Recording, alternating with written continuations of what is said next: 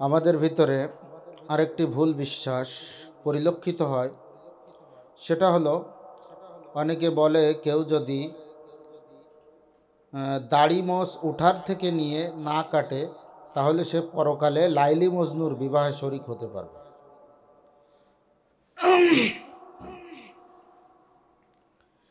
এটা সম্পূর্ণ একটি কুফরি ধারণা। এক নম্বরে হলো লাইলি মজনু বলতে যে দুনিয়ায় কেউ ছিল, এটাই ইতিহাস থেকে কোথাও পাওয়া যায় না। লাইলি মজনু হলো আসলে এক কবির কল্পনার প্রেমিক প্রেমিকা, এরাই হলো লাইলি মজনু। আসলে লাইলি মজনুর দুনিয়াতে কোনো অস্তিত্ব ছিল কি না এটা আল্লাহ তাআলাই একমাত্র ভালো জানেন, কিন্তু বিশুদ্ধ ইতিহাস থেকে লাইলি মজনুর ঘটনা সম্পর্কে কিছুই জানা যায় না। দ্বিতীয়ত, লাইলি মজনুর বিবাহ আর দাড়ি কাটা না কাটার সঙ্গে কোনো সম্পর্ক থাকতে পারে এটাও বিশ্বাস করা না যায়। দাড়ি মোছ না কাটলে লাইলি মজনুর বিবাহ খাওয়া যাবে বা কিয়ামতের ময়দানে বা পরকালে আল্লাহ তাআলা লাইলি মজনুর বিবাহে তাদেরকে শরিক করবেন, এরকম বিশ্বাস পোষণ করাটাও কুফরি এবং এরকম বিশ্বাস পোষণ করাটাও নাজায়েজ। এর জন্য লাইলি মজনুর বিবাহে শরিক হতে পারবে, কেউ যদি দাড়ি না কাটে সে লাইলি মজনুর বিবাহে শরিক হতে পারবে পরকালে, এটা সম্পূর্ণ একটা ভুল বিশ্বাস। আর দাড়ির ব্যাপারে কথা হলো, দাড়ি রাখার প্রতি মানুষকে উদ্বুদ্ধ করতে হবে। এর জন্য অনেক হাদিস আল্লাহর রসুল বর্ণনা করে গেছেন। ওই সমস্ত হাদিস দ্বারা মানুষকে দাড়ি রাখার ব্যাপারে উদ্বুদ্ধ করতে হবে। দাড়ি রাখা এটা ওয়াজিব, এক মুষ্টির কম রাখা এটা হারাম। এক মুষ্টির কম হতে পারবে না, এক মুষ্টির বেশি রাখতে হবে অথবা এক মুষ্টি পরিমাণ রাখতে হবে। আল্লাহর নবী বলেন, এই দাড়ি হলো আমার সুন্নাত এবং সমস্ত আম্বিয়া আলাইহিস সালাতু ওয়াস সালামের সুন্নাত। এটা হলো সুন্নাতে ওয়াজিবা, এর জন্য এটাকে ওয়াজিব বলা হয়। এটা রাখতেই হবে। অনেকেই মনে করে দাড়ি 40 কদম দূর থেকে দেখলে দাড়ি, যদি মানুষ যদি দাড়ি বলে তাহলে সেটা দাড়ি হবে। মানুষ খাটো খাটো দাড়ি উঠলেও মানুষ বলে দাড়ি উঠছে, এটা দাড়ি না। বরং আল্লাহর নবী যেটা বলে গেছেন এবং সাহাবা একরামের আমল থেকে যেটা দেখা যায়, বোঝা যায় যে এক মুষ্টির কম হতে পারবে না, এক মুষ্টির কম হওয়া নাজায়েজ। এর জন্য এই ভ্রান্ত বিশ্বাস থেকে আমরা সবাই যেন বেঁচে থাকতে পারি যে দাড়ি না কাটলে, জীবনে দাড়ি না কাটলে সে লাইলি মজনুর বিবাহে শরিক হতে পারবে। এটা একটি ভ্রান্ত বিশ্বাস, ভুল বিশ্বাস। আরও একটি ভুল বিশ্বাস আমাদের সমাজের ভিতরে কোথাও কোথাও প্রচলিত আছে এই ভুল বিশ্বাসটি, যে কেউ যদি কুরবানি দিতে অক্ষম হয়, ছাগল, গরু বা উট, ভেড়া, বকরি এ সমস্ত দিয়ে যদি কুরবানি দিতে কেউ অক্ষম হয় তাহলে সে হাঁস মুরগি দিয়ে কুরবানি করবে এবং সে কুরবানি করার মতনই সওয়াব পাবে। এটা সম্পূর্ণ একটি ভুল বিশ্বাস।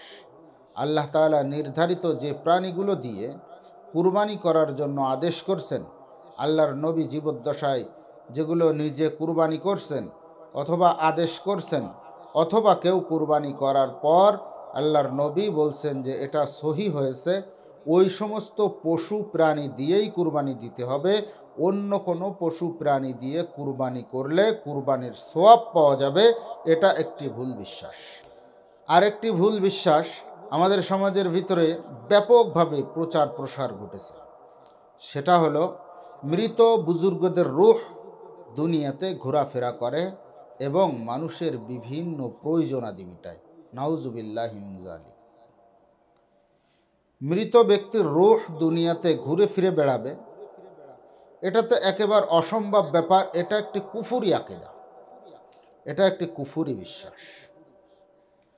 বরঞ্চ ফকিগণ তো এটাও বলেছেন, কেউ যদি বিশ্বাস করে যে বুজুর্গদের রূহ দুনিয়াতে ঘুরে ফিরে এবং মানুষকে সাহায্য সহযোগিতা করে, তাহলে এটা সম্পূর্ণ কুফুরি।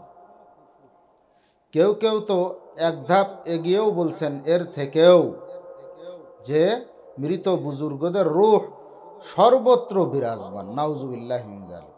আর সর্বত্র বিরাজমান হওয়া এটা তো আল্লাহ তাআলার সিফাত, এটা কোনো বুজুর্গানে দিন বা নবী, ওলি, আউলিয়া এদের সিফাত হতে পারে না, এটা একমাত্র আল্লাহ তাআলার সিফাত।